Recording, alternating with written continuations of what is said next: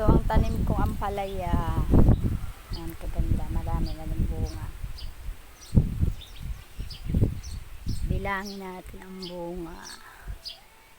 Isa, dalawa, tatlo. Mayroon pa dito sa baba. Apat, lima, anim, pito. Yan, walo, siyam, sampo. Meron pa dito. 11, 12,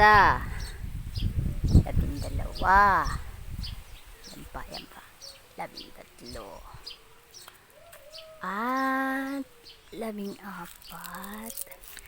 15. Aroy, 15 gali yatanan. Ang puno niya ay 1, 2,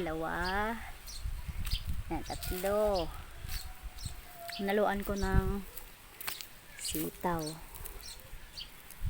4 and 5. So 5 puno.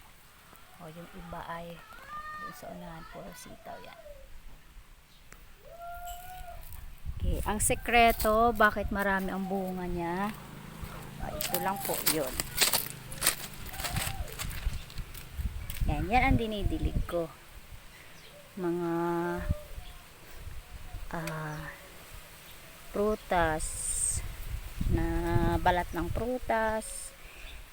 Yan, binababad ko lang yan dyan. Tapos yan yung dinidilig ko. Hindi ko kasi tinatapon at sayang din. Yan lang po.